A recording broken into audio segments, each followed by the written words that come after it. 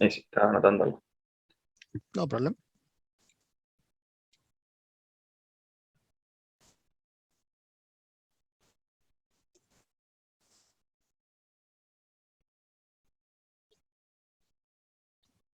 Ok. Entonces,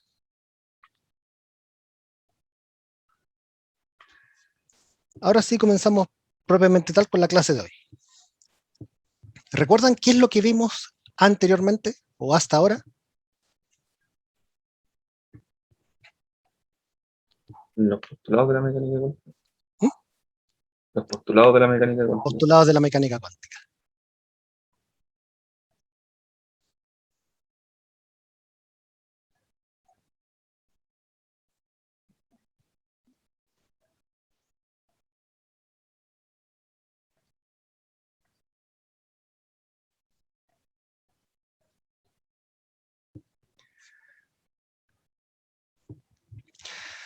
Y disculpen, antes de comenzar, sí algo que también yo les iba a decir, que la tarea 1 la pueden entregar hasta este día viernes 24. ¿Ya? Este día viernes 24 yo voy a subir la tarea número 2. ¿Ya? La tarea número 2 va a tener plazo para ser hecha hasta el día 8 de octubre. Denme un segundito aquí para copiar el calendario.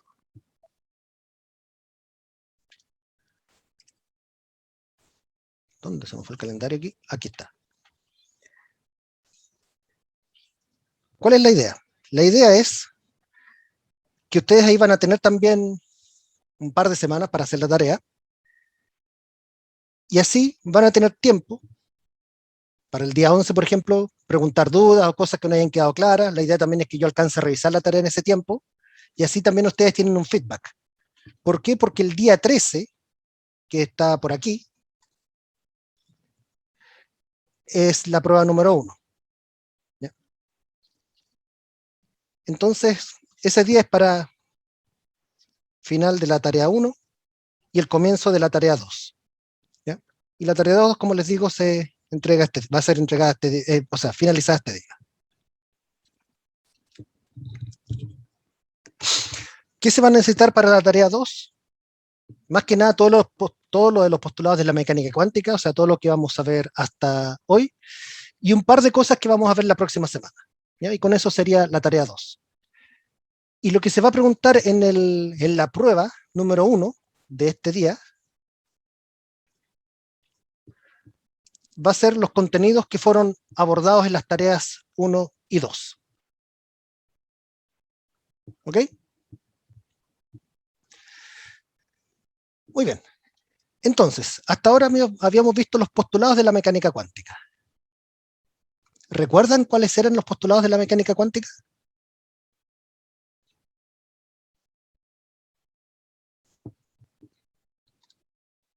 No es necesario que me los enuncien de memoria, sino que para tener una idea más o menos de qué se trata.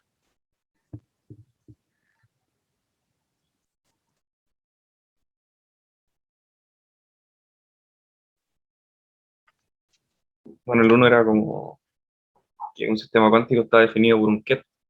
Exacto, el estado de un sistema cuántico está definido por un ket. O sea, en el fondo, el postulado número 1 habla acerca del concepto de estado.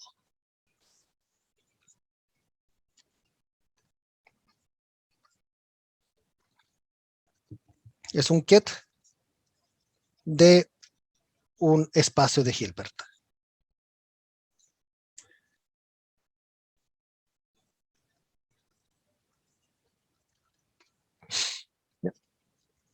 Entonces, a diferencia del caso clásico en que eran variables tipo posición y momentum, o posición y velocidad, en el caso cuántico, un estado es un ket de un espacio de Hilbert. ¿Qué decía el segundo postulado?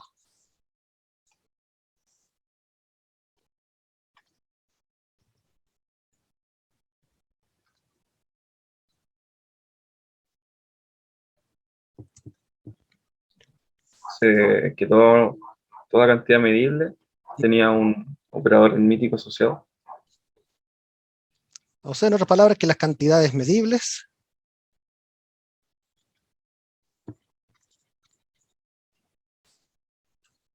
tienen operadores hermíticos asociados.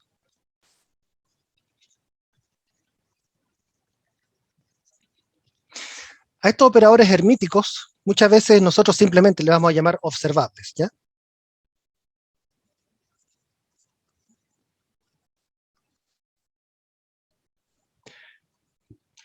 El tercer postulado hacía mención a algo relacionado con las cantidades medibles. ¿Qué era?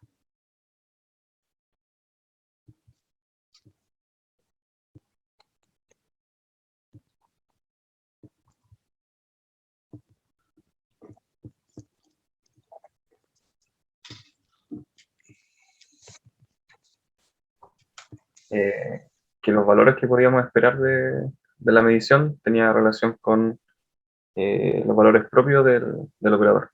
Exactamente. Entonces, lo que dice el tercer postulado es que los valores obtenibles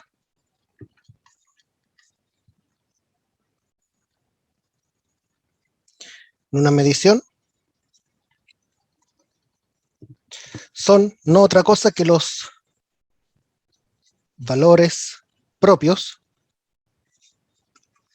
o autovalores o eigenvalores del observable asociado.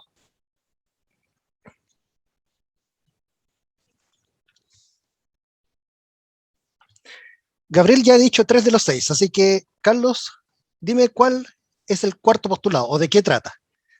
Es algo relacionado también con cuándo uno puede obtener o en estos valores obtenibles. ¿Recuerdas cuál era? Creo que era el colapso de la función de onda. Ese en realidad es el quinto, pero ya Ah, que lo adelantaste, el colapso de la función de onda.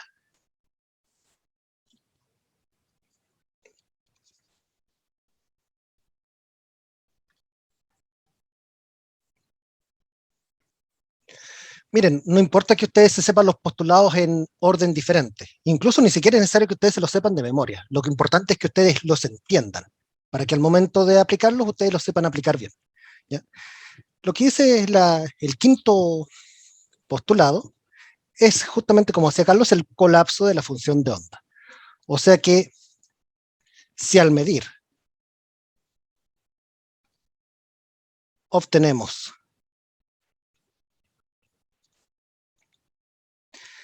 un cierto valor propio, que vamos a llamar lambda j, esos valores propios, entonces el estado del sistema pasa a colapsar sobre el subespacio de este valor propio. En español lo que estoy diciendo es esto, que el estado final, post medición, va a ser el estado inicial, pero proyectado sobre el subespacio de este valor propio. Y aquí dividido por alguna constante de normalización, ¿ya? Que esa, se los puedo adelantar, es eso. Y donde los PJ son los proyectores asociados a esos subespacios.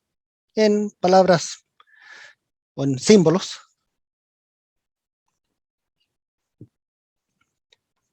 es como una mini relación de completitud. Mini porque no es una suma sobre todo, sino que es solamente una suma sobre los vectores propios que tienen el mismo valor propio. O sea, una suma desde 1 hasta el grado de degeneración del jésimo valor propio. Ese era el quinto. Javiera, ¿recuerdas el cuarto? Eran 3. ¿Ya? Pero ¿sobre qué mencionaban?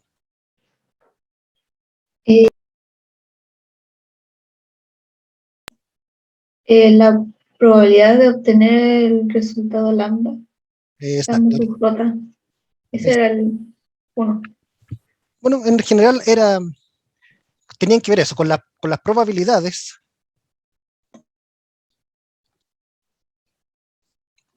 de obtener un cierto lambda j. ¿Te acuerdas? Dame el segundo. El del espectro degenerado.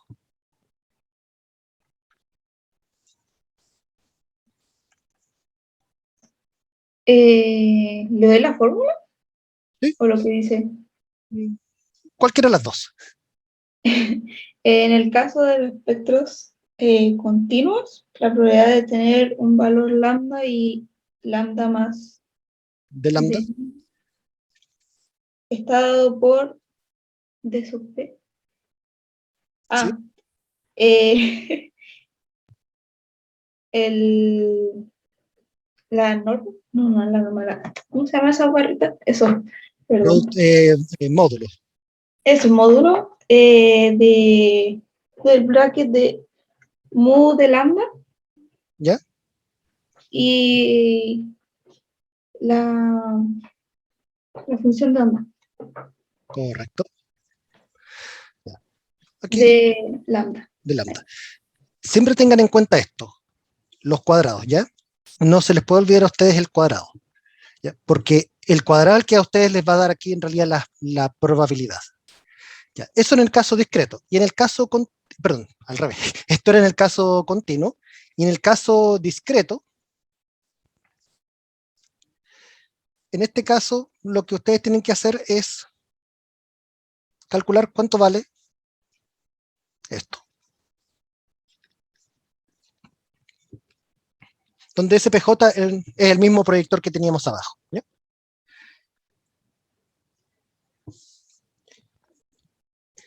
Y el sexto postulado, ¿cuál era el sexto postulado?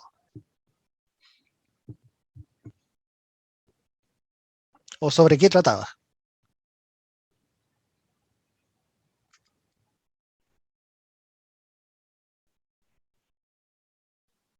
Sobre la ecuación de Schrödinger. La ecuación de Schrödinger. En otras palabras, lo que dice el sexto postulado es cómo es la evolución temporal.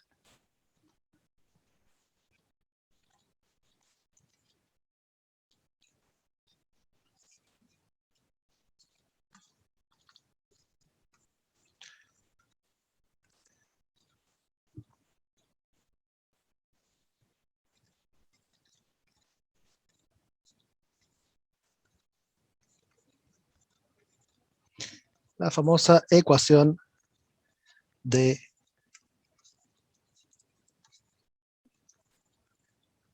Schrödinger.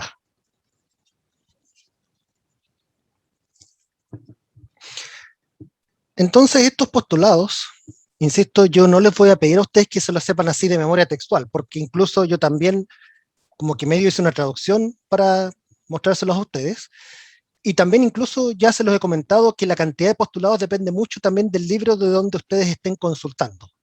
Yo estoy usando esta versión con 6 postulados porque es la versión que encuentro yo que está como, así como pausa por pausa. Primero, el concepto de estado, que es un vector de un espacio de Hilbert. El 2, el 3 y el 4 tienen que ver, y el 5 también, tienen que ver con cómo medir.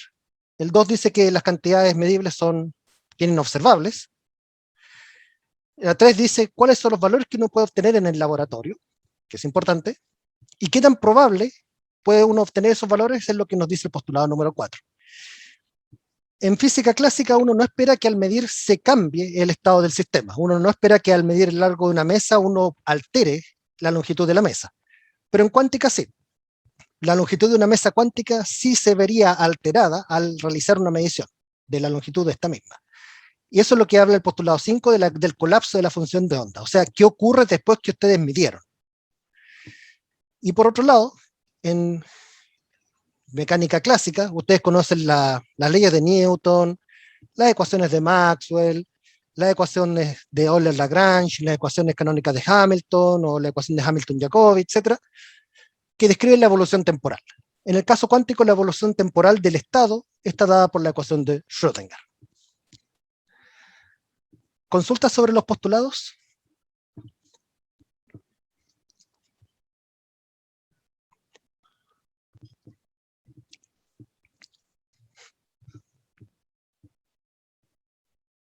Ok, por el momento parece que no. Si hay más consultas adelante me pueden preguntar, no hay problema. Hoy vamos a seguir viendo un poco sobre los postulados, pero ya no tanto el enunciado, sino que vamos a ver un poco más de ejemplo y vamos a ver consecuencias de los postulados, ¿ya? El primero de ellos, una consecuencia del postulado, de los postulados.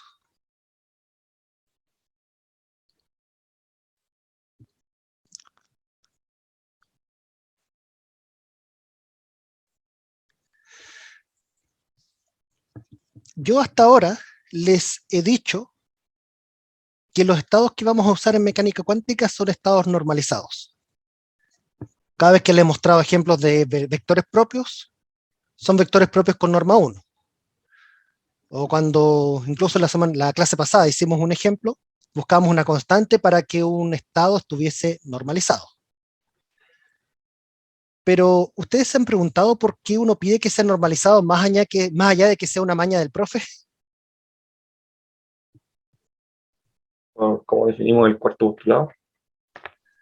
Estamos hablando de probabilidades, no, el conjunto de posibilidades no tiene que ser mayor a 1. Exactamente. La primera consecuencia aquí tiene que ver cuando uno junta los postulados 1 y 4. Resulta que la probabilidad de obtener un dado evento, ya sabemos que sea la versión degenerada o la versión no degenerada, es un sándwich entre un proyector y el estado, y el vector del estado. Pero resulta que si uno suma sobre todas las opciones posibles, vale decir, todos los eventos que pueden ocurrir, si uno junta todas las posibilidades de este universo, de todos los multiversos posibles, se supone que uno, al sumar todas las probabilidades, ¿cuánto esto debería dar?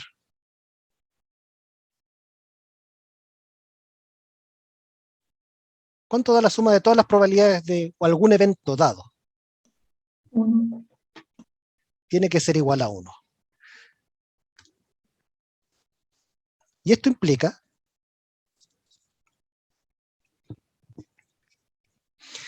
que la suma sobre estas probabilidades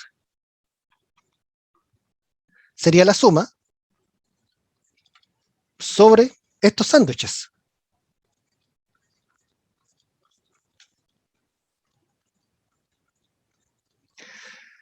Ahora, el estado del sistema no depende de J, así que uno puede factorizar por el dual del estado y por el estado mismo.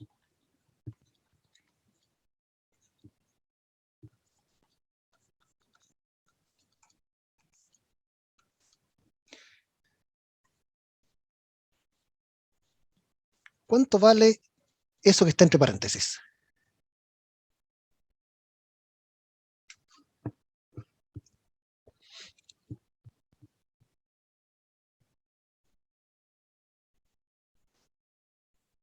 Cualquiera que me responda.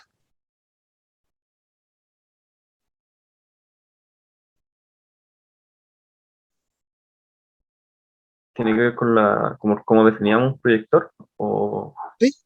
¿Sí?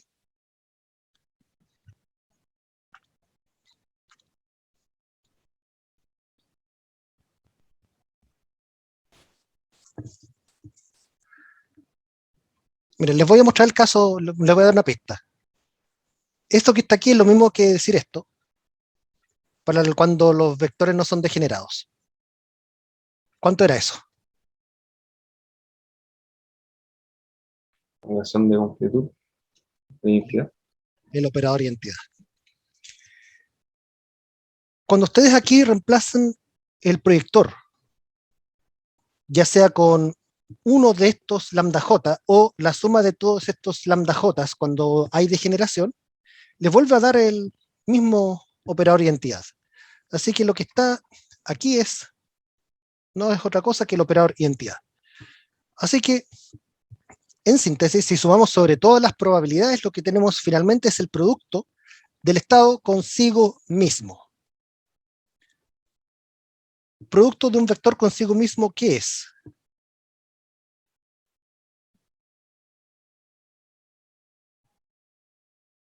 Esto ustedes lo han visto en álgebra, lo han visto en física 1, en física 2, en física 20, no sé, en muchos lados.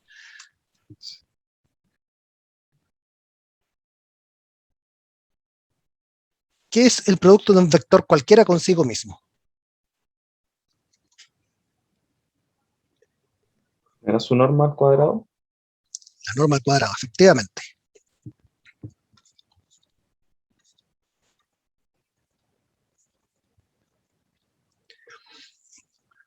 Recuerden que eso es válido no solamente para cuántica. Piensen que en electromagnetismo, por ejemplo, el módulo del campo eléctrico al cuadrado es E.E. Así que esto también vale para electromagnetismo, en mecánica igual. En general, el producto de un vector consigo mismo da la norma tipo 2 al cuadrado. ¿Ya?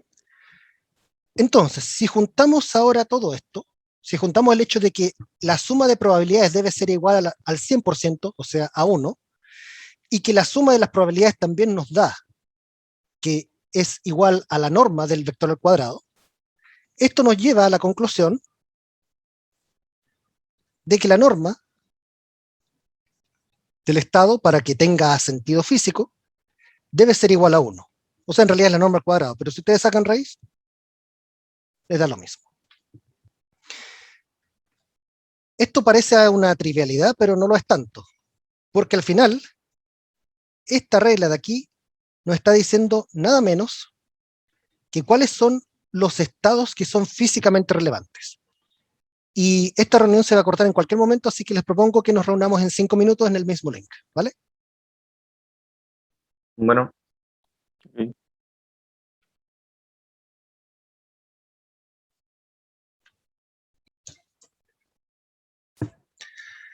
Entonces lo que al final nos dice cuando uno combina el primer y el cuarto postulado es que los estados del espacio de Hilbert, que son físicamente válidos o que físicamente interpretables, son aquellos que tienen norma 1. Así que en conclusión,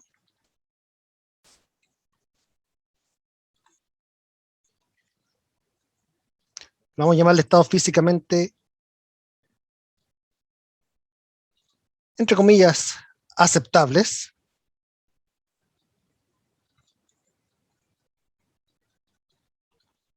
Van a ser todos aquellos estados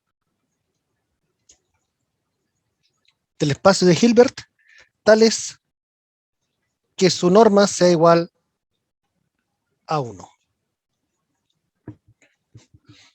Así que por eso es que nosotros siempre decimos que hay que normalizar los vectores. No es simplemente una maña que se le ocurrió a alguien, sino que es para que uno pueda realmente interpretar todo como corresponde. En otras palabras, para que uno pueda interpretar estas cosas de aquí, estos sándwiches, como probabilidades. Si las normas de psi no son iguales a 1, no podemos interpretar estos productos como probabilidades. Así que es por eso que es necesaria la definición aquí de que la restricción de que la norma sea igual a 1.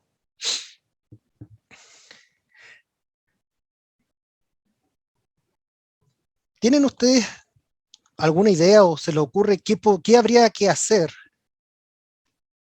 o cómo habría que cambiar esto para que uno pueda interpretar esto como probabilidad cuando uno no supone que los estados tienen norma 1? Tal vez sus cursos de estadística les pueden ayudar en este caso.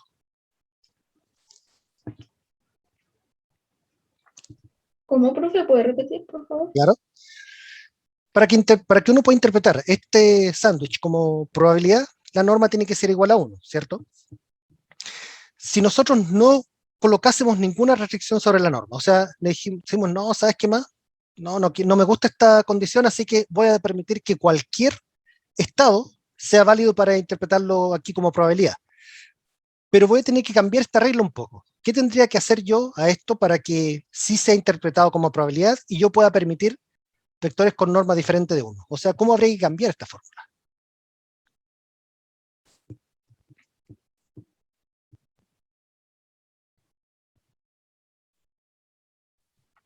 no habría que, por así decirlo, normalizar toda la expresión. Exactamente, habría que normalizar toda la expresión. Si uno se va a la estadística pura, ustedes a lo mejor recordarán que el valor medio de alguna variable por ejemplo, en el caso continuo, era una cosa de este estilo, dividido por esto. No sé si esta fórmula ustedes la vieron alguna vez, en algún curso.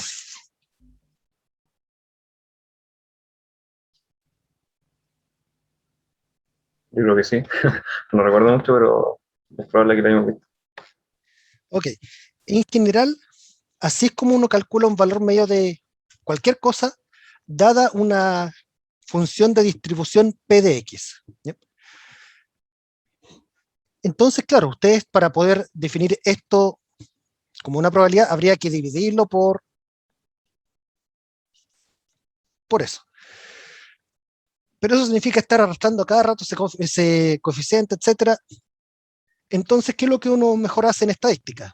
Uno mejor aquí dice, ¿sabes qué? Si nosotros mejor nos limitamos a trabajar inmediatamente con aquellos P de X que tienen una integral aquí igual a 1, esto se simplifica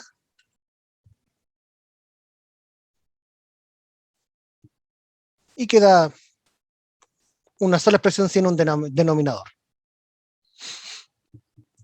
Entonces, si uno no coloca esta condición de norma unitaria, aún se podría arreglar el cuarto postulado, pero habría que estar arrastrando cosas adicionales que al final hacen más inconveniente el cálculo que otra cosa.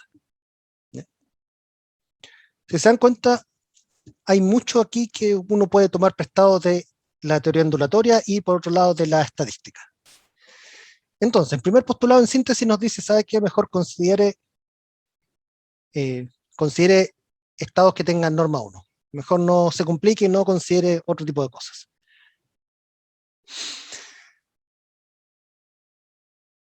Ahora, otro postulado, otra consecuencia.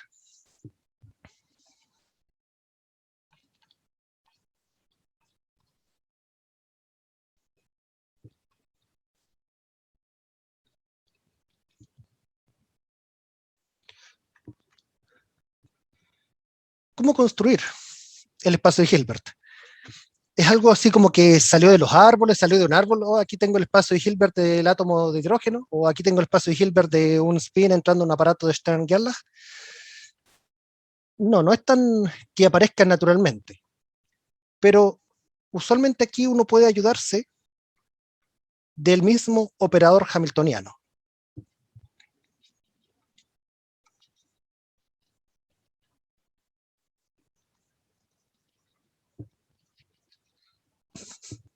No es la única forma, pero funciona en muchas ocasiones. Ustedes pueden tomar el operador hamiltoniano, diagonalizarlo, vale decir encontrar el espectro,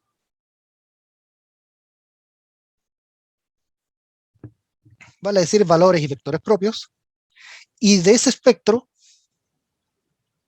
usar los vectores propios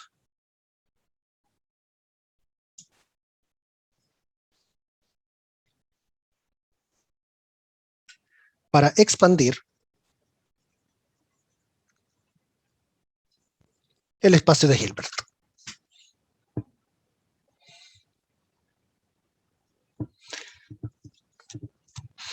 Entonces, si nosotros aquí hacemos el paralelo o hacemos el link con lo que ustedes vieron en física moderna, cuando uno toma el átomo de hidrógeno, el electrón en un átomo hidrogenoide, ahí aparecen todas las eigenfunciones del átomo de hidrógeno.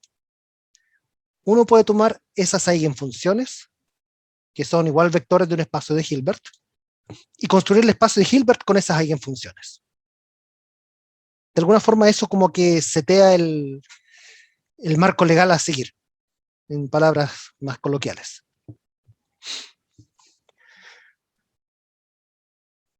Otra consecuencia tiene que ver con la superposición.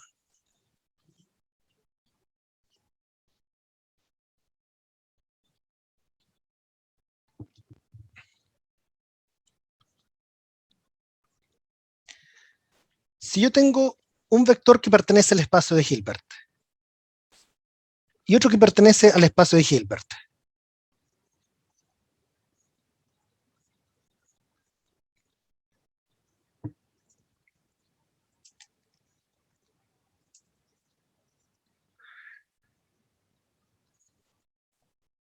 Puedo decir entonces que esta combinación lineal de ambos vectores, donde C1 y C2 son constantes, ¿ya?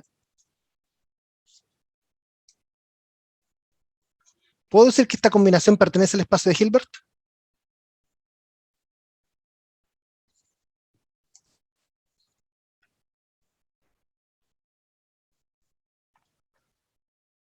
Sí, no, ¿y por qué?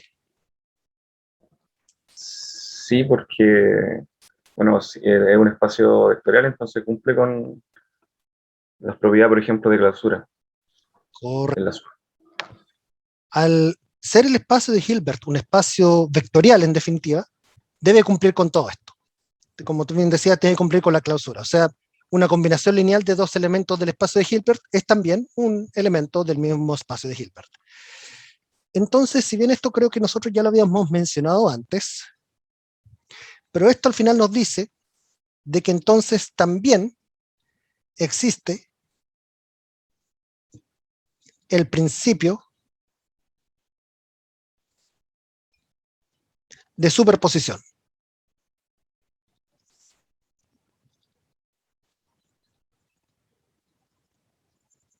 en mecánica cuántica.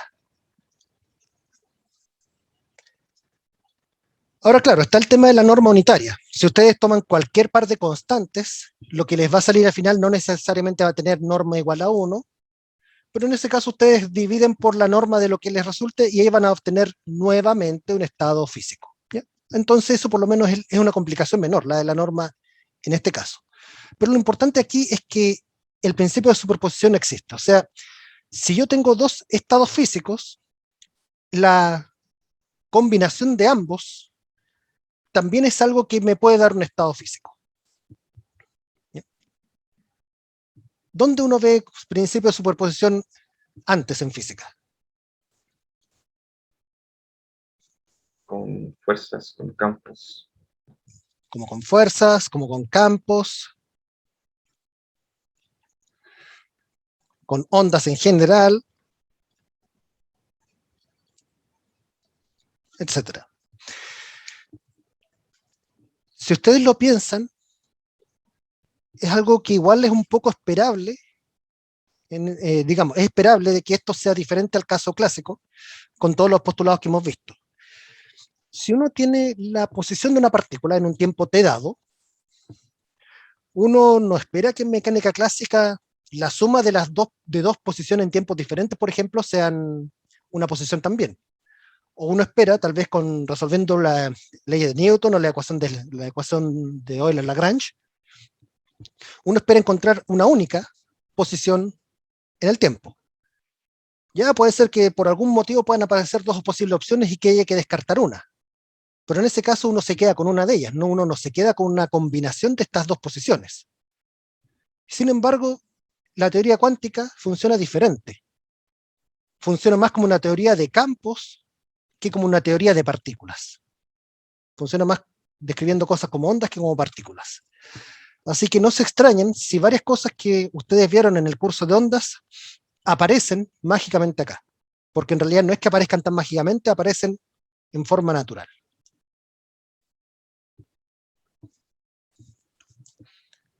¿Consultas o algo que no quede claro? ¿No lo puedes subir un poquito, por favor? ¿Un poco más o estáis bien? ¿Estáis Sí, bien? un poquito más. Ahí, ya, gracias. Bueno, nada.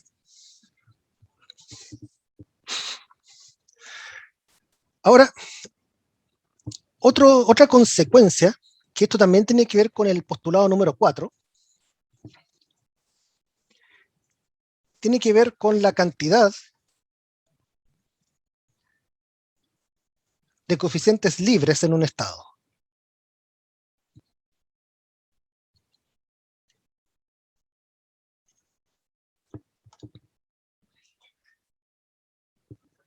Tomemos el siguiente estado. Por ejemplo, un estado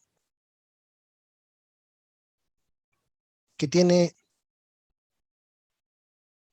n coeficientes.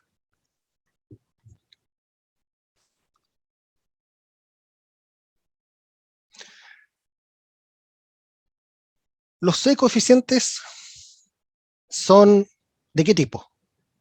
¿Son matrices, son reales, naturales, discretos, binarios?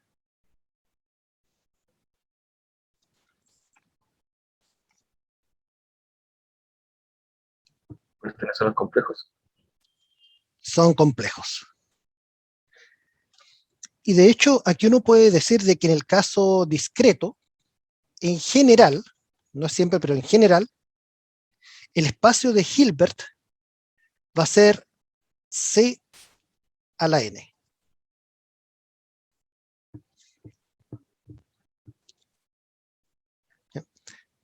Esto es algo que los matemáticos pueden entender bastante bien, de hecho. Ahora, veamos cuántos coeficientes libres hay.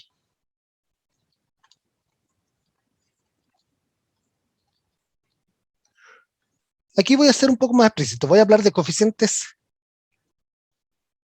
reales libres.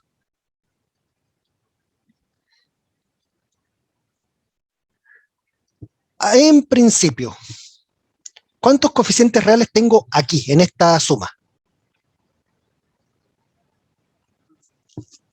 ¿Cuántos son los C sub j? N. ¿Correcto? ¿Y cuántos coeficientes tiene un número complejo? N. Disculpa. N. Un número complejo, uno nomás. Ah, Un número complejo se puede construir con ¿cuántos números reales? Con 2. 2. Con, correcto. Entonces, si yo tengo n números complejos, ¿cómo puedo reproducir esos números complejos? ¿Cuántos números reales necesitaría para reconstruir esos números complejos?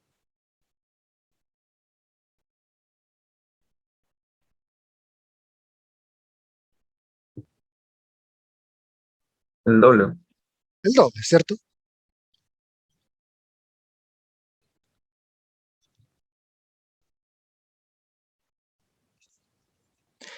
¿Se entiende por qué digo que son 2n o alguien no lo entendió bien? ¿Puedo explicarlo de nuevo si lo necesito?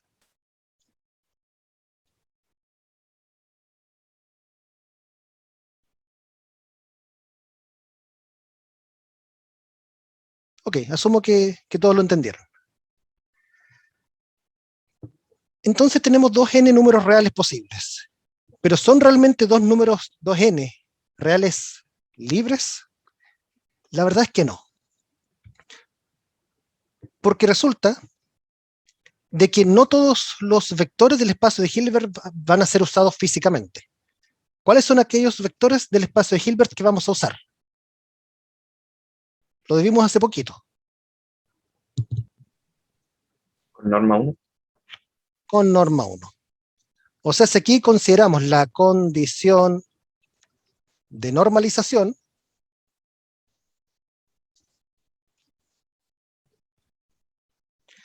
en el fondo vamos a estar añadiendo una condición. En el lenguaje de mecánica clásica estaríamos añadiendo una ligadura. ¿Qué pasa cuando uno tiene n o j grados de libertad y uno añade ligaduras? ¿Qué va pasando con los grados de libertad efectivos?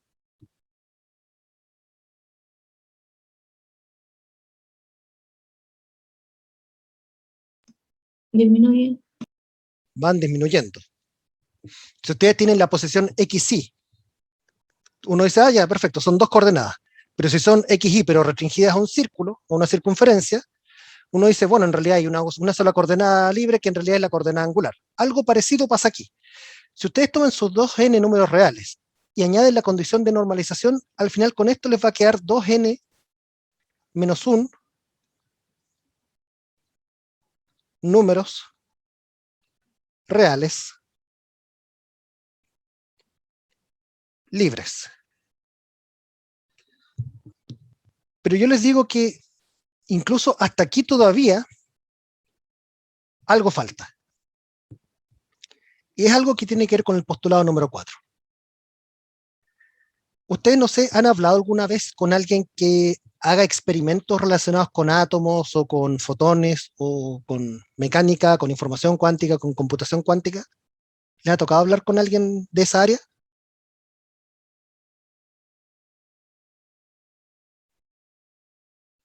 No, al menos yo no. Carlos, Javiera. No. No, tampoco. Ok. Bueno, les cuento. Resulta de que en un experimento típico, por ejemplo, con fotones o con átomos, por ejemplo, en espectroscopía ya ahí se miden otras cosas, se puede medir longitud de onda, ¿ya? Pero al final de cuentas, gran parte de esas longitudes de onda tienen que ver con cuántos fotones llegan, ¿ya?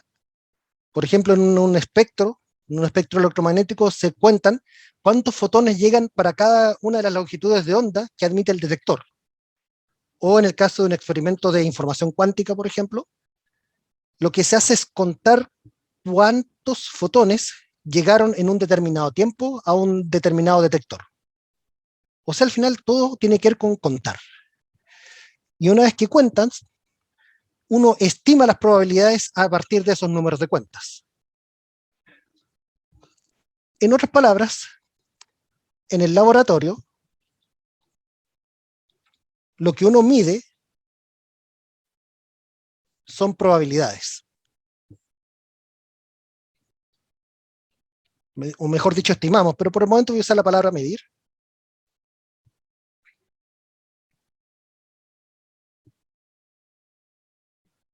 Medimos probabilidades. Eso es lo que uno realmente encuentra en el laboratorio. Son probabilidades. Vámonos al caso simple. Caso discreto, no degenerado.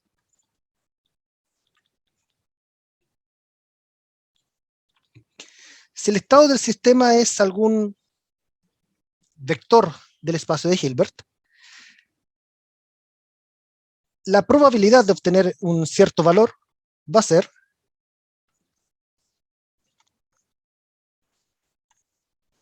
simplemente el sándwich entre el estado phi y el proyector. Pero aquí les voy a poner otro caso. ¿Qué pasa si el estado del sistema es el mismo estado, pero es un Gauss que tiene un menos antes?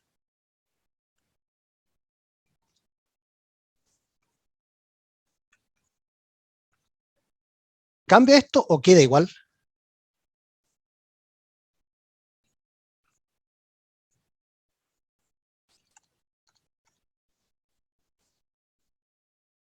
Pueden darse cuenta que si hacen el cálculo, los menos se cancelan y le queda exactamente igual que lo que está antes.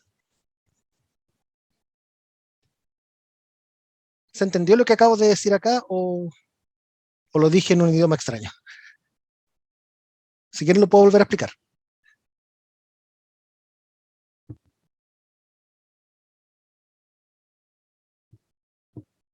Yo perdí un poco, profe. O sea, entiendo lo que hizo ahí, o sea, por Okay. propiedades, básicamente por propiedades puede hacer eso, pero ¿cuál era el sentido físico?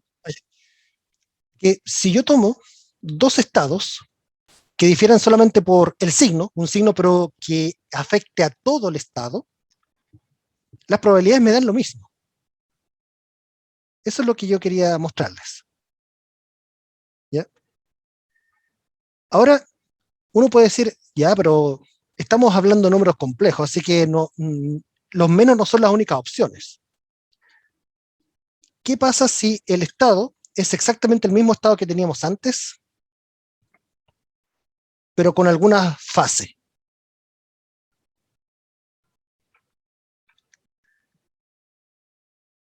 Si tienen el lápiz y papel a mano, calculen cuánto vale esto.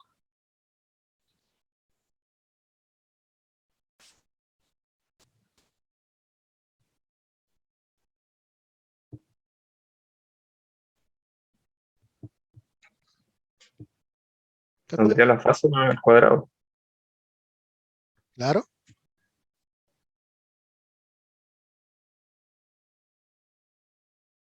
El dual de esto sería e a la menos i alfa por el bra de phi.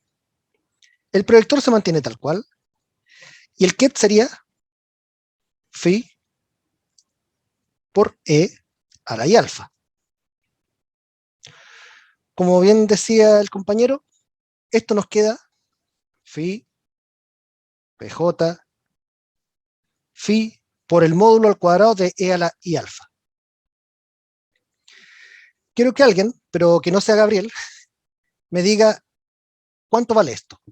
Me olvidé de un cuadrado aquí, disculpen. No es nada contra Gabriel, sino que es para también darle lugar a que otras personas también participen.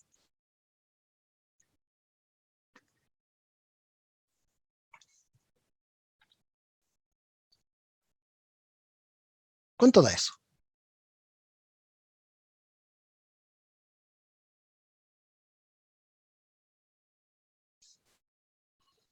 Alfa es un número real, por si acaso.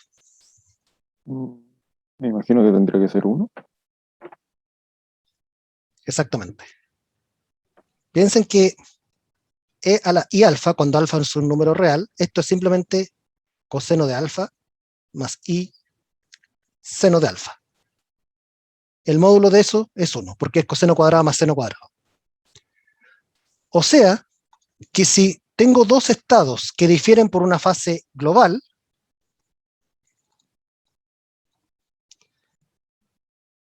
no tengo efectos en las probabilidades.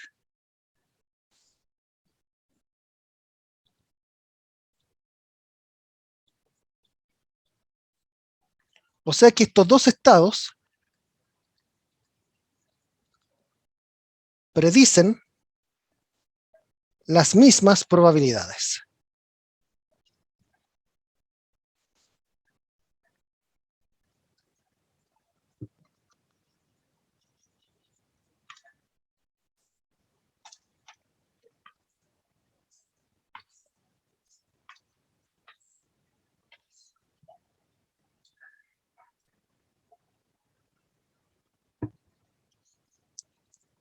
¿Se entiende lo que acabo de decir aquí? ¿O hay alguna duda? Cualquiera que ustedes tengan. Profe, ¿Sí? pero ¿cómo se entiende esa fase? Por ejemplo, supongamos que un fotón, aquí voy a suponer un ejemplo. Un fotón de una longitud de onda, por ejemplo, de 700 nanómetros.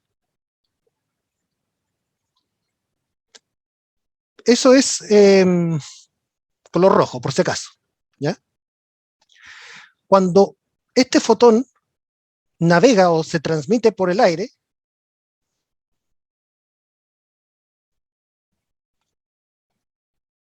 resulta que el campo de un fotón va ganando fase. Una fase que es igual a 2pi sobre lambda por lo que avanzó.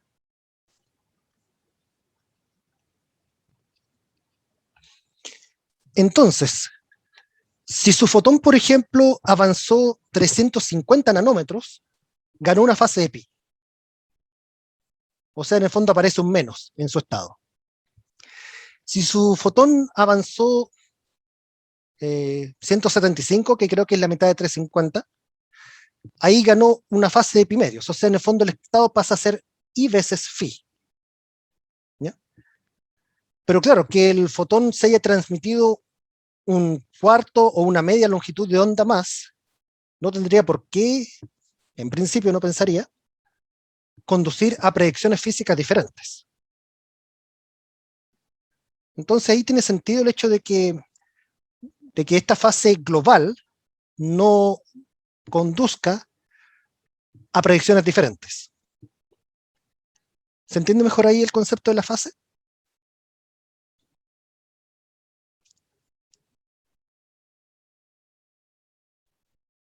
¿Sí? Ok, Profe, ¿podría subir un poco? claro. Se me olvidó anotar algo. Sí. Lo voy a hacer un poco de zoom out igual para que se vea todo.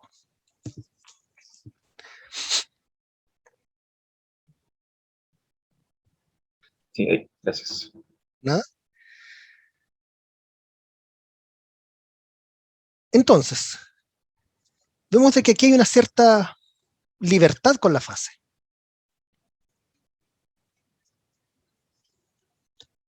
Entonces vamos con otro ejemplo.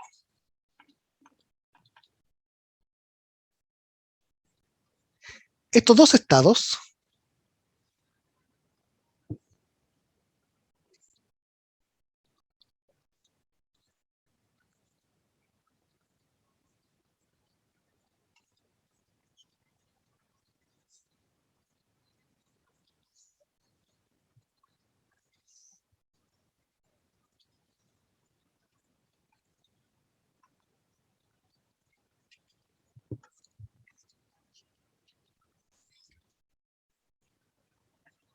son físicamente equivalentes.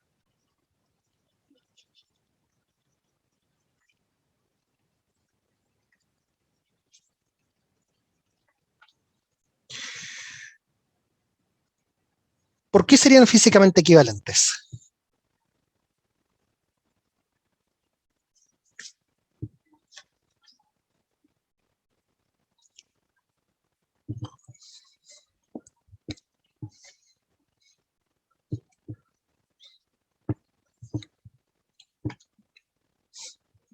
Cualquiera puede responder.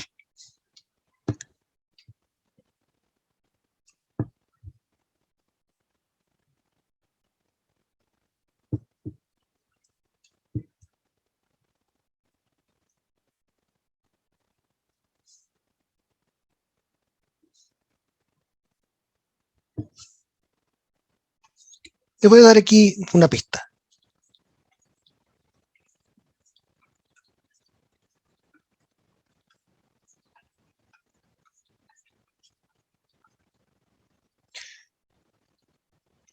¿Qué pasa si yo factorizo por i, por la unidad imaginaria? ¿Cuánto me va a quedar acá, dentro de del paréntesis?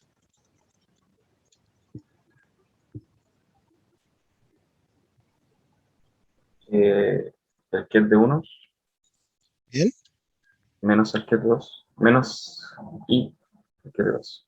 los i veces el ket 2. O sea que salvo esta fase i que está operando sobre todo el estado, esto es proporcional a phi prima. Entonces, ¿qué es lo que vemos acá? Vemos que efectivamente, y bueno, y resulta que i es lo mismo que decir e a la i por pi medios. Entonces vemos que phi y phi prima difieren por una fase global.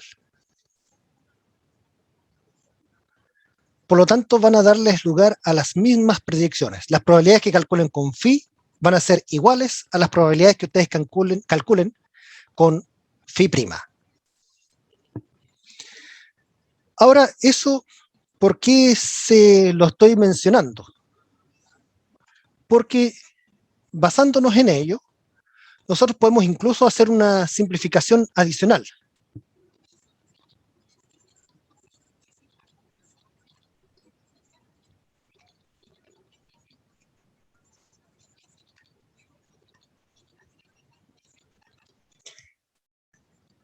Que es escoger fases globales de modo tal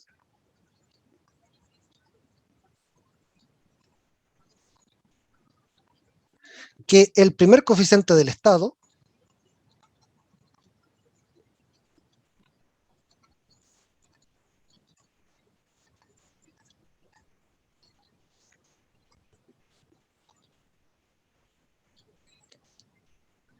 sea real y positivo.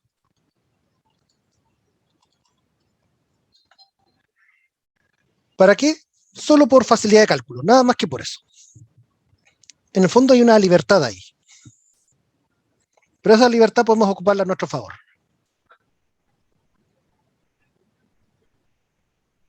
Entonces, volvamos a la discusión original.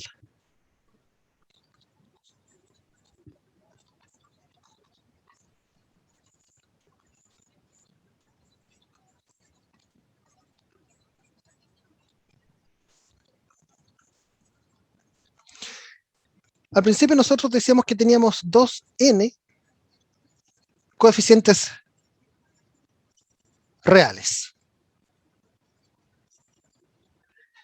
Pero si nosotros consideramos aquí una de las posibles ligaduras, que es que la norma del estado tenga que ser igual a 1 para que el vector sea físicamente interpretable, ahí nuestra cantidad de números reales libres disminuye en 1.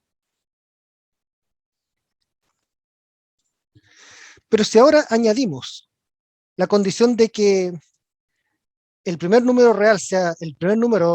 coeficiente, perdón, sea un número real y positivo, o en otras palabras, ahora colocamos el tema de la fase global,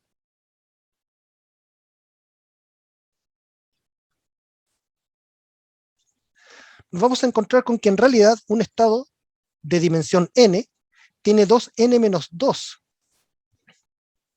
coeficientes reales libres.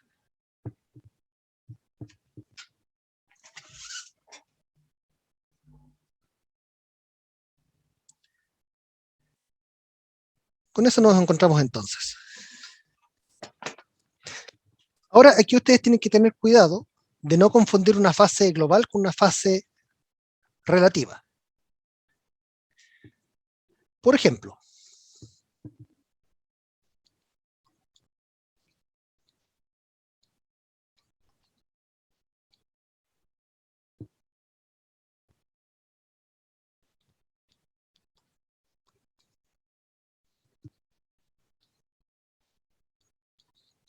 estos dos vectores de aquí difieren por una fase global y por lo tanto son físicamente equivalentes.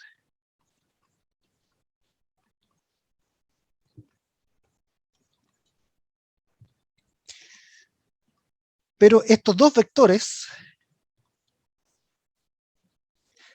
difieren por una fase relativa. En otras palabras, la fase relativa entre el 1 y el 2.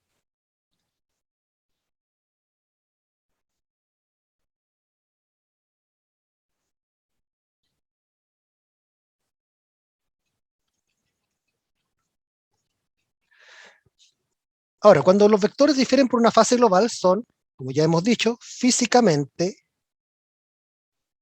equivalentes.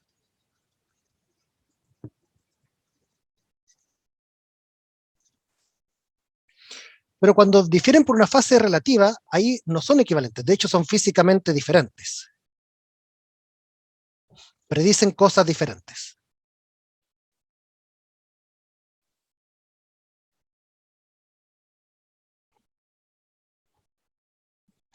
Así que tengan cuidado cuando ustedes hablen de fases globales o de fases relativas, ¿ya? Uno no tiene efecto físico y el otro tiene un efecto físico dramático.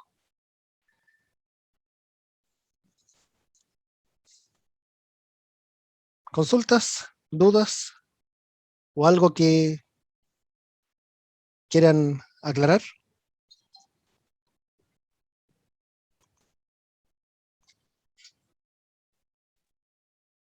Profe, al, no sé, calcular un autovector, ¿siempre nos vamos a encontrar con que son físicamente diferentes o se puede dar el caso de que difieran por alguna fase de algo?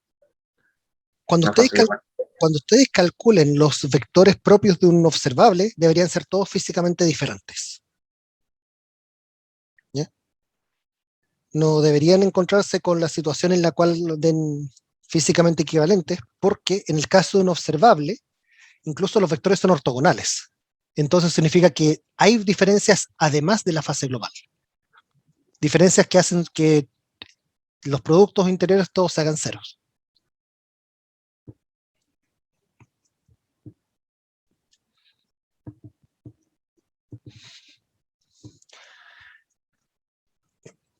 Y antes de ver un ejemplo adicional, vamos a hablar de una última consecuencia,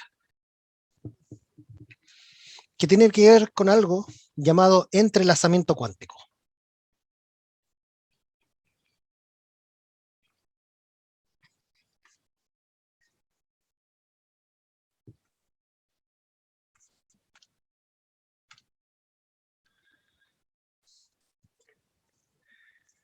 Resulta que dependiendo del libro de donde ustedes estén estudiando, hay algunos autores que añaden un postulado adicional a los 6 que ya hemos visto, o a los 3 que ellos escriban, dependiendo de cómo haya escrito el autor ese libro.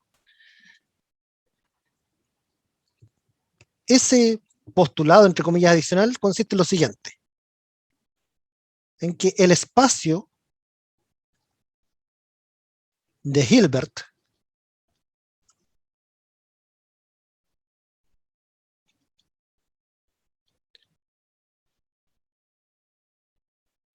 de un sistema multipartito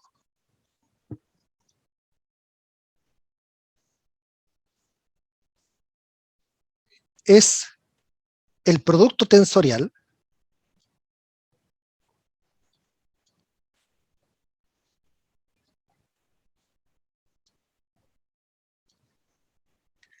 de los espacios de Hilbert individuales.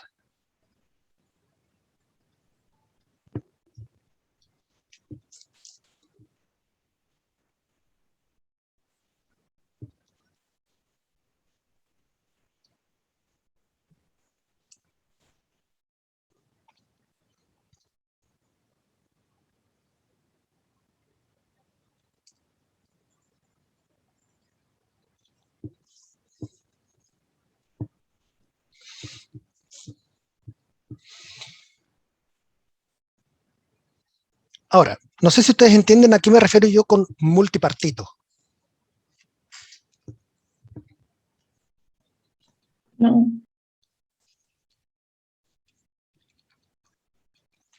Multipartito me refiero a un sistema, en este caso,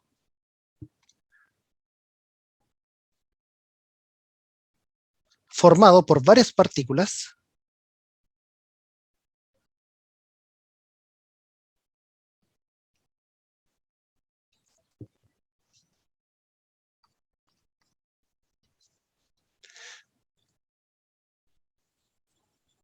o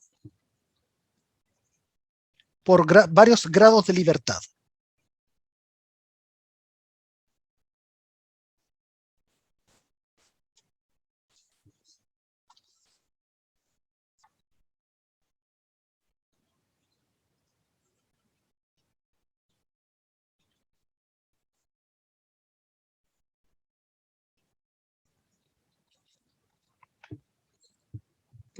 Eso es lo que en cuántica entendemos por un sistema multipartito, ¿ya?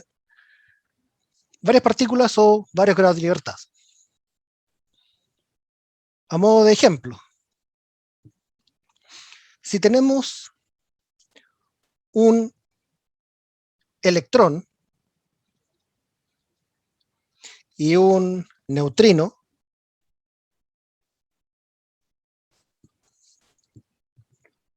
el electrón, supongamos que tiene un espacio de Hilbert H sub e, y al neutrino vamos a llamarle H sub nu. Tengo entendido que en física partícula a los neutrinos se les abrevia con la letra nu. Entonces, el espacio de Hilbert conjunto va a ser el producto tensorial de ambos espacios de Hilbert.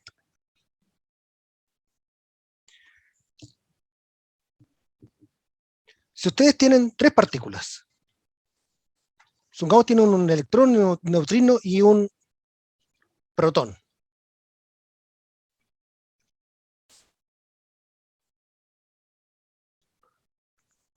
En ese caso también tienen que añadir el protón.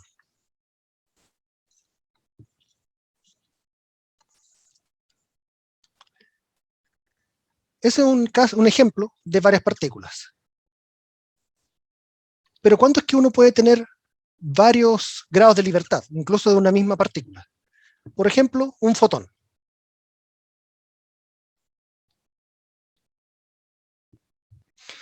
Un fotón tiene varios grados de libertad. Bueno, los electrones, los neutrinos, los protones también, pero yo me sé bastante bien el caso de un fotón. Un fotón puede tener como uno de sus grados de libertad la posición. En otras palabras, el dónde está.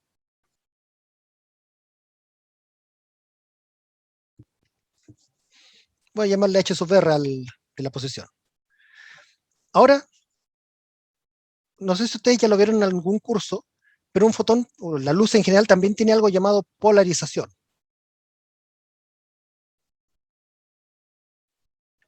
¿Han visto el concepto de polarización en algún lugar? Polarización de la luz.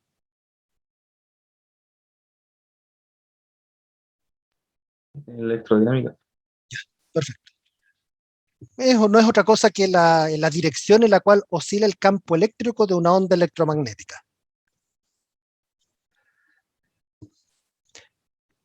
En ese caso, el espacio de Hilbert total del fotón, si consideramos solamente estos 2 grados de libertad, va a ser el producto tensorial del espacio de Hilbert de la posición con el espacio de Hilbert de la polarización. Entonces ustedes pueden tener productos tensoriales cuando uno habla de varias partículas o cuando uno habla de varios grados de libertad de una misma partícula. ¿Ya? Ahí aparecen estas dos cosas. Ahora,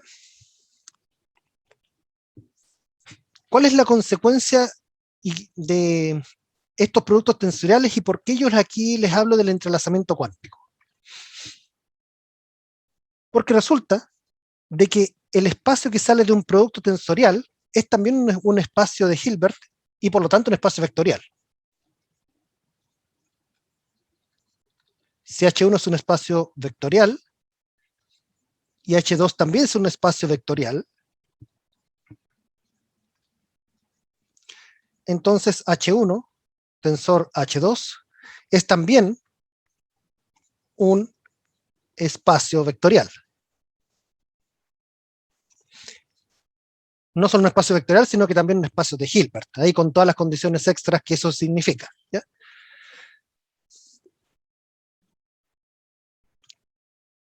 Ahora, supongamos que tenemos aquí 2 vectores, 0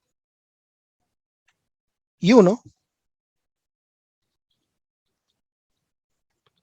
que pertenecen al primer espacio de Hilbert.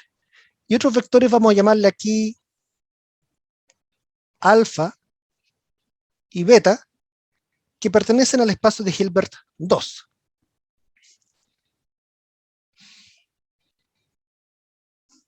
No son necesariamente ortogonales, por el momento podemos suponer que son ortogonales, pero no es obligación que sean ortogonales. Resulta que si yo hago todas las combinaciones de productos tensoriales, o sea, 0 con alfa, 0 con beta, 1 con alfa y 1 con beta, todos estos pertenecen al espacio de Hilbert del producto tensorial. Esto un poco nosotros ya lo habíamos visto cuando estuvimos viendo la matemática necesaria para entender la mecánica cuántica. ¿Hasta aquí se entiende o hay algo que necesitemos aclarar antes de continuar?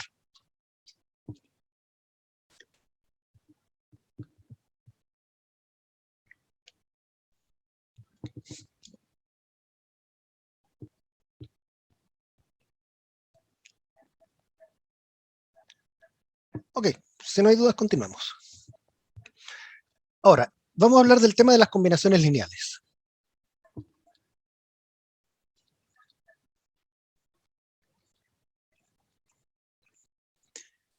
Si 0 y 1 pertenecen al espacio de Hilbert 1, nosotros podemos decir de que una combinación lineal de 0 y 1 también pertenece al espacio de Hilbert 1. Y si tenemos una combinación de alfa y beta, perdón, aquí quise decir, bueno, puede ser cualquier cosa, puede ser C3, C4, C20, da igual. Pero cualquier combinación de alfa y beta también va a pertenecer al espacio de Hilbert 2. Le hago la siguiente pregunta. ¿Qué pasa si yo combino 2 de estos de acá? ¿Qué pasa si yo combino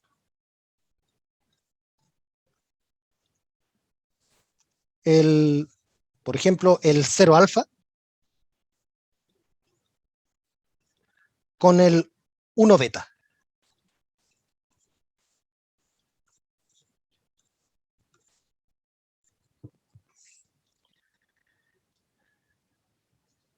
¿Puedo decir a qué conjunto pertenece esta construcción que está entre paréntesis?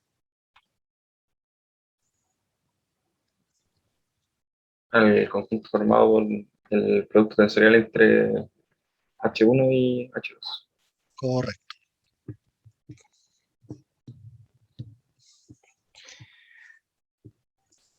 Súper bien. Aquí no hay grandes ramas. Uno dice, ah, perfecto, aquí yo tengo simplemente una combinación de dos vectores. Son dos vectores exóticos, pero una combinación de dos vectores. No parece hasta ahora nada tan del otro mundo. Pero fíjense de algo. Todos estos vectores que yo les mencioné aquí son todos separables.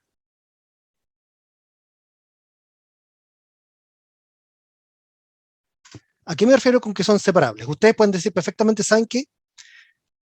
Yo puedo aislar una parte que es del 1 y aislar una parte que es del 2.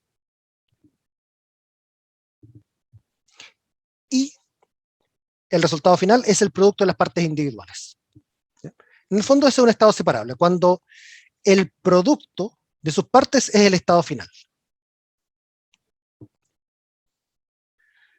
Pero aquí puedo separar. Puedo esto escribirlo como algo que sea del espacio 1 con algo del espacio 2. ¿O está un poquito difícil?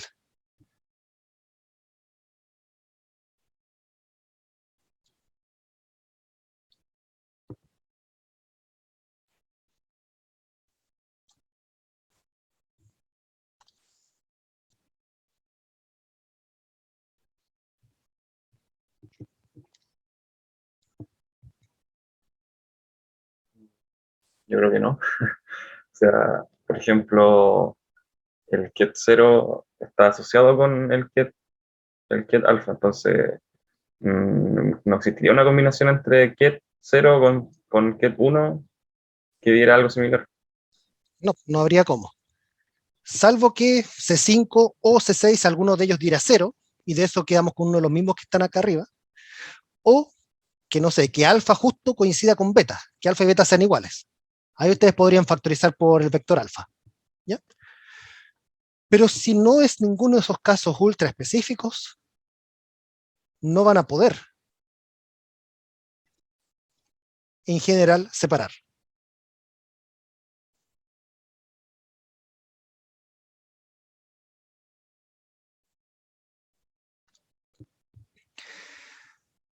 Cuando ustedes tengan un estado que no es posible separar, en este caso hablamos de que esto que está aquí es un estado entrelazado.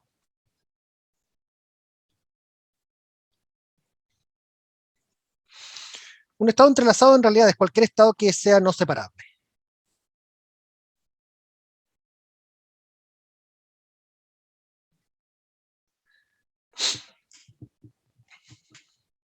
¿Ya? Que no sea separable como un producto de dos estados. ¿Ya?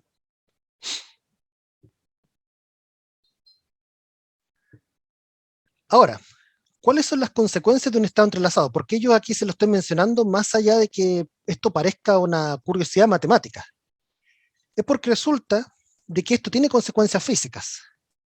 Y la primera consecuencia física que tiene el entrelazamiento es que no es posible conocer información completa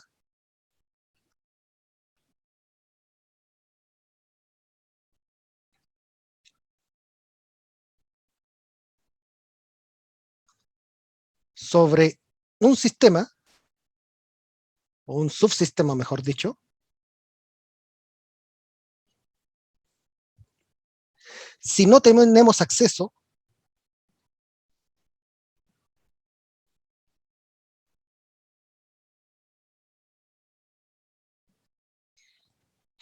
al otro subsistema.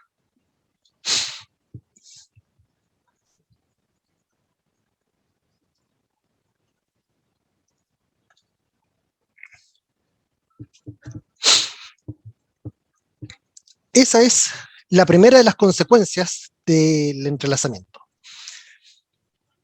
que en el fondo la información pasa a estar trenzada entre ambos sistemas. Por lo tanto, quieres conocer algo de un sistema, necesariamente tienes que tener acceso al otro también. Ahora, también como consecuencia de eso es que aparecen ciertas correlaciones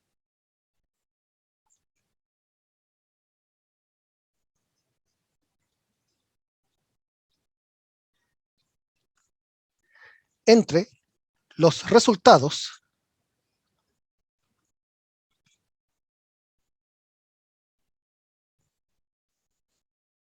de mediciones sobre cada subsistema.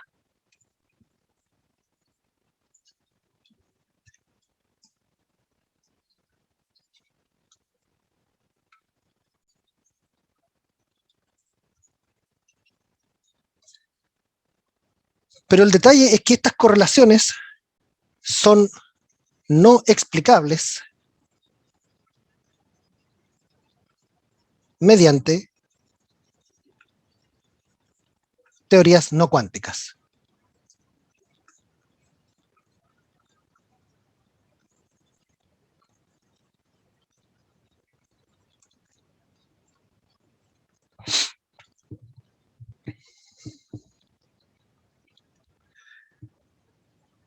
Y esas correlaciones, de hecho, pueden ser usadas para favor nuestro o pueden significar un dolor de cabeza para alguien. Para Einstein, de hecho, significó un dolor de cabeza, porque resulta de que Einstein no concebía que el entrelazamiento fuera posible, porque significaba de que si yo tomo una partícula y tomo otra partícula que estén en un estado entrelazado y yo las envío una, por ejemplo, me quedo con una y la otra la enviamos a un lugar muy distante, entonces los resultados de una partícula dependerían de algo de la otra partícula, a pesar de que están muy distantes. Entonces para Einstein eso no podía ser posible porque violaba el realismo local. Ahí es la paradoja llamada Einstein-Podolsky-Rosen, ¿no? Paradoja EPR. Pero se empezaron a hacer pruebas cuánticas y se dieron cuenta de que efectivamente, cuando uno mira los resultados del laboratorio, era posible. Entonces ese fue un aspecto en el que Einstein estaba errado. Entonces para Einstein esto significó un dolor de cabeza. El tema de esta correlación a distancia, que no era explicable por teorías clásicas y en general por teorías locales. Es necesario que hubiese una teoría cuántica. Ahora, ¿dónde es que se usa el entrelazamiento? El entrelazamiento se puede usar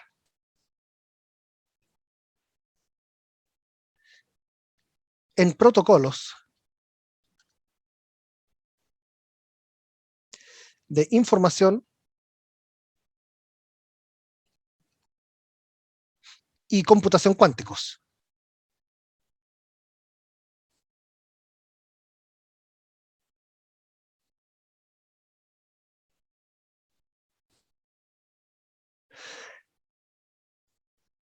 Si ustedes han escuchado hablar de la famosa teleportación cuántica o teleportación de estados cuánticos, la teleportación utiliza entrelazamiento.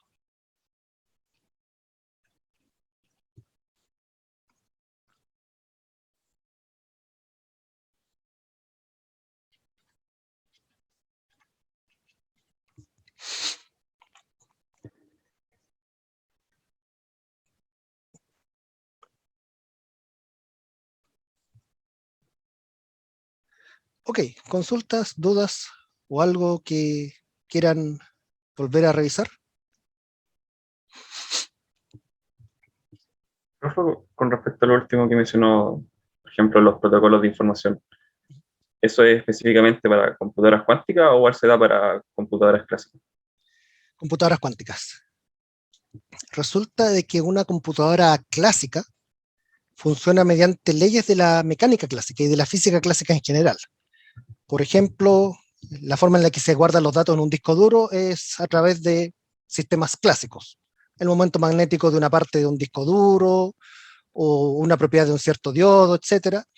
Y la forma en que se transmiten los bits en un computador clásico es a través de pulsos clásicos. Un pulso electrónico de cierta amplitud, si tiene por encima de cierta amplitud es un 1, por debajo de esa amplitud es un 0. ¿Ya? Pero son todos protocolos clásicos porque funcionan sobre sistemas clásicos. La única forma en la que uno puede usar un entrelazamiento, en un computador dado, es que este computador tenga sistemas que estén sujetos a las leyes de la mecánica cuántica. Entonces ahí es donde ya tienes un computador cuántico.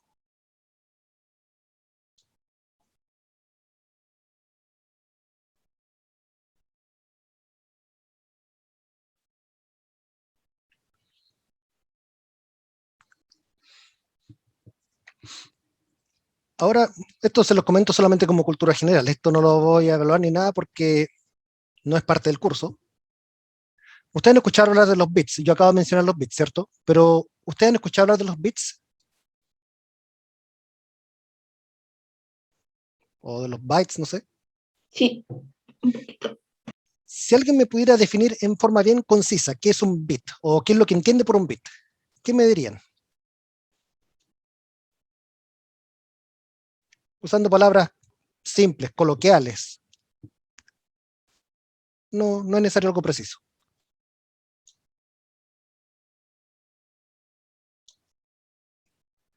Como una unidad mínima de información que puede, digamos, almacenar o solo puede estar en dos estados. Sí, Pero eso lo reduzco bastante bien. Pero, algo iba a decir, pero, no, nada, ok. era eso. Pero sí, efectivamente, un bit se reconoce actualmente como la unidad mínima posible de información. Y es una variable binaria, puede adoptar dos posibles valores, 0 o 1, o on y off, o sí o no. Eso es un bit, es cualquier variable, en el fondo es la unidad mínima de información. Y cualquier otra información discreta se puede almacenar o codificar en una sucesión de bits. Por ejemplo, es como cuando ustedes transforman entre un número real y un número binario. Un número binario son puros ceros y unos, pero con varios de esos números binarios tú puedes codificar el número 6, por ejemplo. ¿Ya? El tema es que un bit solamente puede estar en dos estados, 0 o 1. No hay un bit que esté en el estado 0,5. Ni tampoco hay un bit que uno pueda decir, sabes, esto está como en un 40% en 0 y un 60% en 1. Eso no es posible en física, en información clásica en general. Y esa es una de las diferencias con la mecánica cuántica y con la información cuántica, que en información cuántica también existen bits cuánticos que son los bits ceros y unos. Pero resulta que por las leyes de la mecánica cuántica, como estos son elementos de un espacio de Hilbert, esto también sería un elemento del espacio de Hilbert. Si yo tengo el espacio de Hilbert de los bits cuánticos, esto que está aquí también sería un bit cuántico. Entonces eso amplía demasiado la cantidad posible de opciones. Mientras en el caso cuántico solamente hay dos posibles estados de un bit, en el caso cuántico hay infinitos estados de un bit cuántico. Esa misma linealidad de la mecánica cuántica es la que da lugar al entrelazamiento. Eso se los comento solamente como cultura general. Ok, veamos un ejemplo adicional, me refiero en forma extra al que vimos la clase anterior.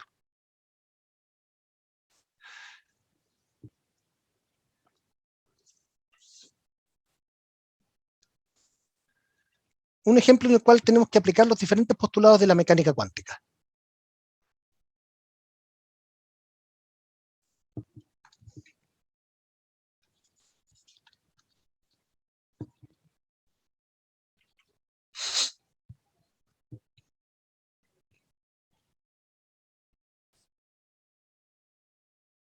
Un observable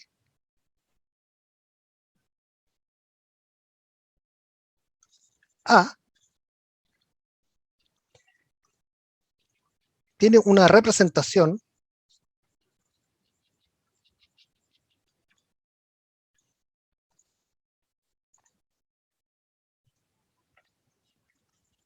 matricial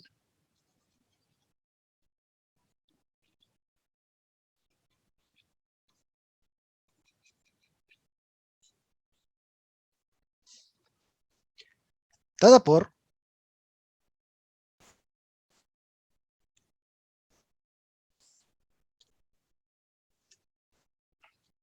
lo siguiente. Si no se entiende bien este lenguaje, lo voy a escribir de todas formas en una forma más manuscrita, más amigable.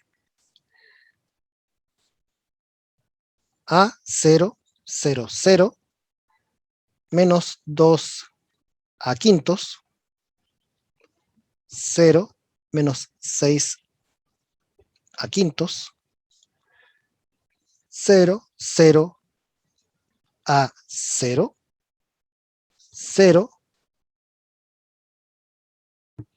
menos 6 a quintos, 0 y 7 a sobre 5. Último, así tal vez se puede ver mejor.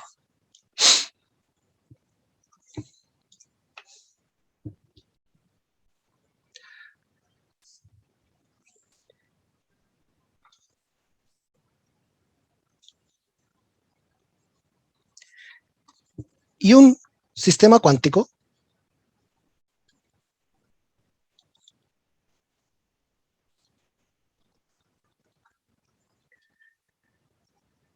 está en el estado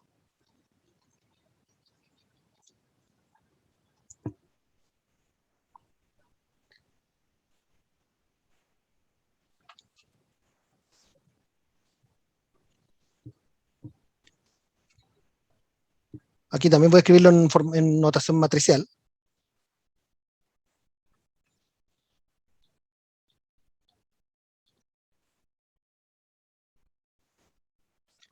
Uno, 0, 0, y. Voy a escribirlo un poquito más grande, sí.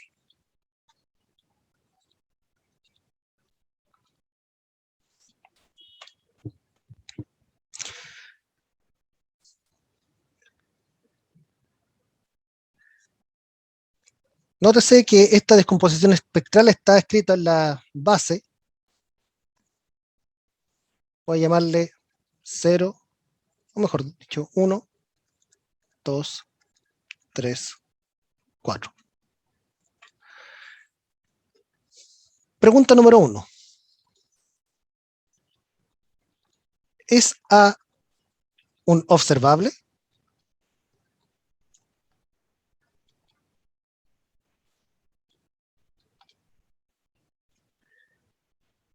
Si yo quiero determinar si A es un observable, ¿qué tengo que chequear?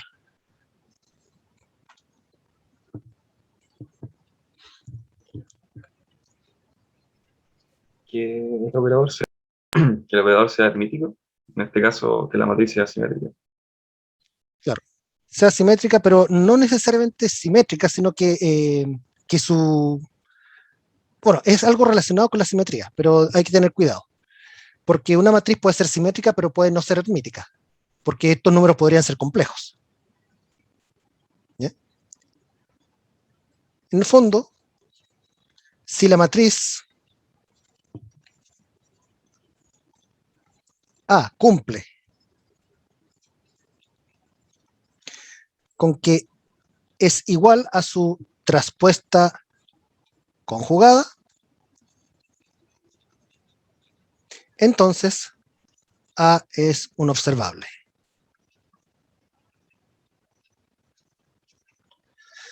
Ahora, en el traspuesta conjugada es lo que nosotros decimos hermítico en el lenguaje de las matrices, ¿cierto?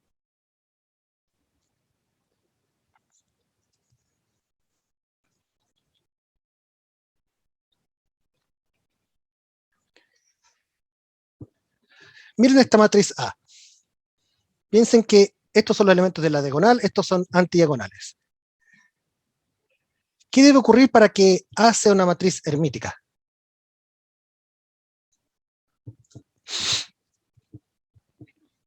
¿Hay algo que falte o tal vez hay un pequeño detallito extra que mencionar por si acaso?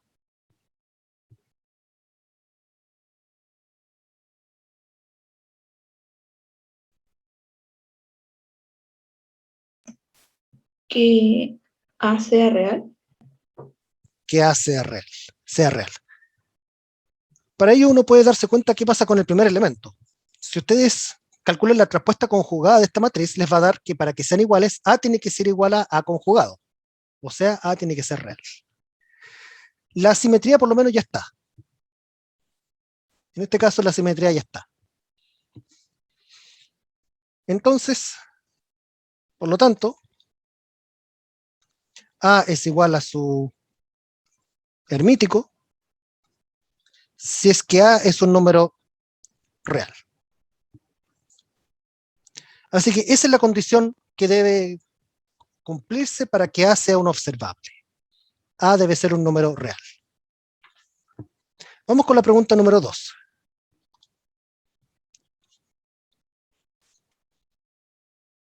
Suponga que efectivamente A es un número real. Sobre el sistema cuántico,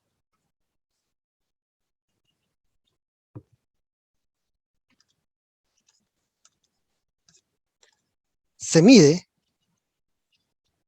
el observable A.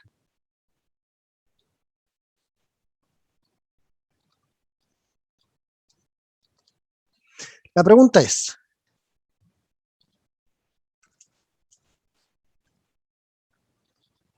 ¿cuáles son los valores posibles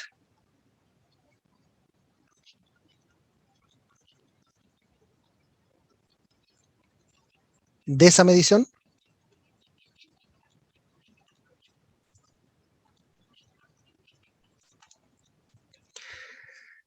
¿Qué es lo que nos dicen los postulados de la mecánica cuántica respecto de los valores posibles de una medición?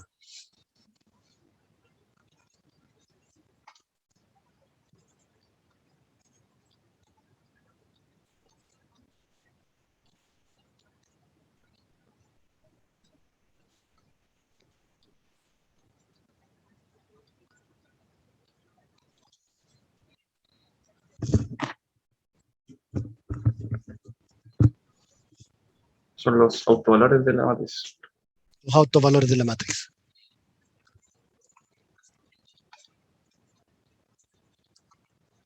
En realidad son los autovalores del operador en cuestión, pero en este caso nuestro operador ya está en forma matricial, así que es equivalente. Son los autovalores del operador A. Así que aquí hay que entrar a buscar los autovalores. ¿Ya? Aquí yo no les voy a adelantar mejor. En lugar de buscarlos aquí explícitamente, se los voy a dar. Los valores propios de esta matriz son los siguientes.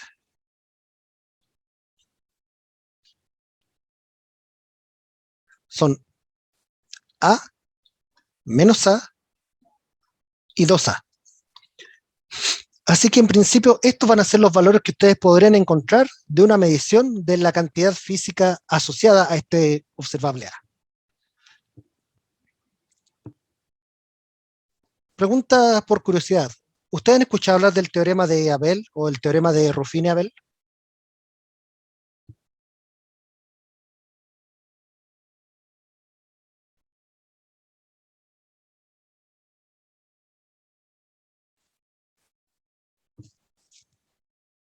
Supongo que no. Sí, profe, pero no me acuerdo cuál era, creo que lo vimos en numéricos, método numérico, Ya, si no ok, me equivoco. ya no hay problema. Lo podemos recordar ahora. Resulta que uno conoce la fórmula de la ecuación cuadrática, ¿cierto? Menos b más menos raíz de bla, bla, bla. Entonces, si uno tiene una ecuación cuadrática, sin importar cuáles sean sus valores, los valores de los coeficientes que acompañan a la x, uno puede determinar las raíces del polinomio. En ecuaciones de tercer grado, eso se complica bastante. Existe la fórmula de Cardano que permite encontrar ahí algunos de los valores. En dimensión 4, perdón, en polinomios de grado 4, perdón, hay algunos casos particulares en los cuales existe una fórmula, pero la fórmula es complicadísima. Lo que dice el teorema de Abel es que cuando su polinomio es de grado 5 o más, no es posible encontrar una fórmula general para resolver las raíces de ese polinomio. En el fondo, el teorema de Abel dice, ¿sabe qué? Salvo que su polinomio de grado 5 pertenezca a una familia tal vez muy reducida de opciones, usted no puede encontrar una fórmula general. Entonces, si yo a ustedes les pongo un observable que sea una matriz de dimensión de tamaño 5, salvo que sea una matriz en donde ustedes pueden encontrar fácilmente esos valores propios, yo en general les voy a dar los valores propios, ¿ya? No estoy evaluando que ustedes calculen las raíces de un polinomio complicado. Lo que me interesa es que sepan aplicar los postulados de la mecánica cuántica. ¿Ya? Eso se los cuento nomás como curiosidad, y también para que sepan que en caso de matrices grandes o operadores de dimensión grande, no les voy a pedir que calculen estos valores propios, se los voy a dar.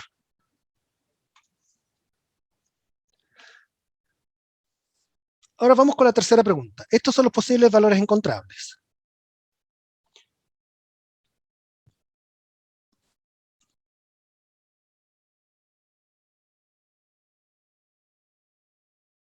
¿Con qué probabilidad podemos encontrar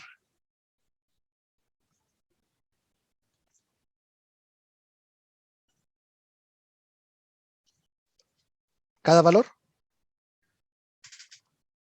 ¿Qué nos falta aquí? Algo nos falta para poder seguir.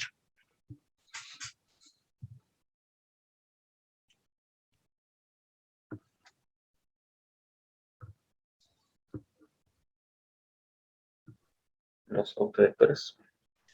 Los autovectores.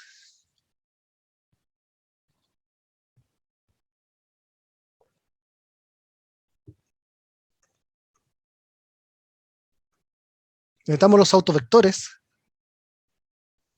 de A, porque la probabilidad de encontrar un cierto valor propio, recuerden que era el sándwich entre el estado y el proyector. Y el proyector se calculaba con los vectores propios. Ahora los vectores propios es algo aquí que sí podemos encontrar. Aquí voy a copiar la matriz, simplemente.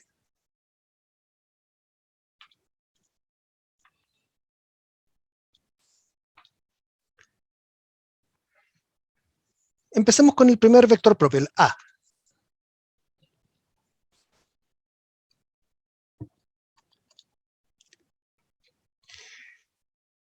¿Cómo yo busco un vector propio?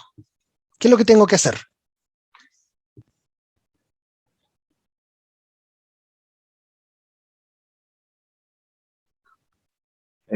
Esa matriz multiplicarla por una matriz columna.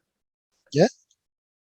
Igualarlo a la matriz columna por el vector, el valor propio. Correcto. No sabemos cuánto valen esos valores de la matriz columna, pongámosle números. Perdón, pongámosle nombre.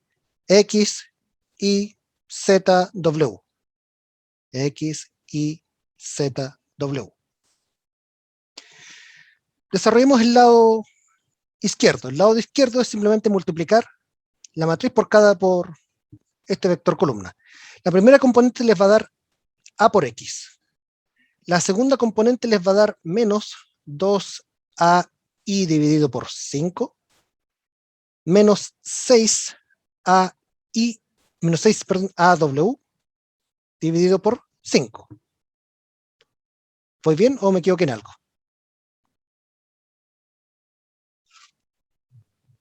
No, creo que voy bien. ¿Sí? La tercera componente les va a dar A por Z. Y la cuarta componente les va a dar que es menos 6AI dividido por 5 más 7AW dividido por 5.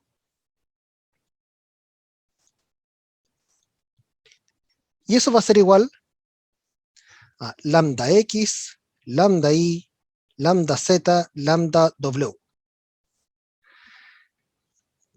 Y lo que hacemos ahora, en el fondo aquí tenemos un sistema de 4 incógnitas, 4 ecuaciones, pero son linealmente dependientes. Es que ahora resolvemos para el primer caso. Si lambda vale A, estas ecuaciones se transforman en las siguientes. A x igual a x. O sea, no dice nada. Nos dice simplemente que x es algún número. La segunda dice que menos 2ai dividido por 5 menos 6aw dividido por 5 es igual a por i. Ya aquí se puede sacar alguna información. La tercera dice que az es igual a z. O sea, no nos dice nada mucho.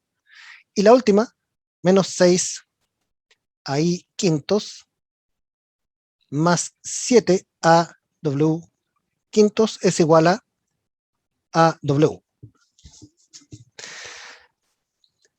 O sea, de aquí tenemos entonces que x puede ser cualquier número complejo, z puede ser cualquier número complejo,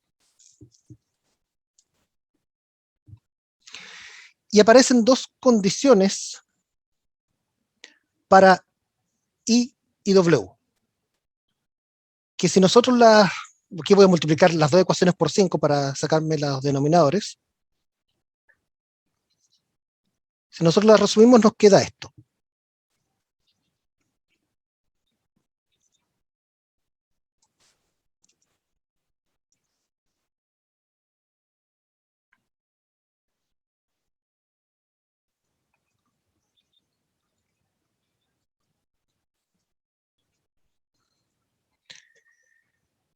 ¿Ok?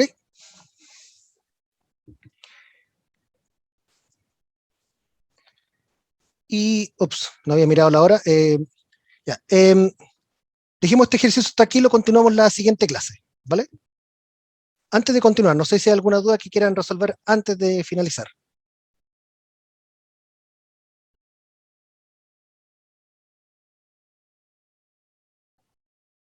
No volvió a profe.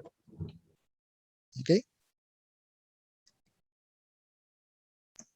Tampoco yo, profe. ¿Ok? Bueno, entonces continuamos este ejemplo en la próxima clase. Y como les digo, el viernes también les publico la tarea 2 para que ustedes comiencen a echarle un vistazo. Muy bien, nos encontramos el próximo lunes entonces.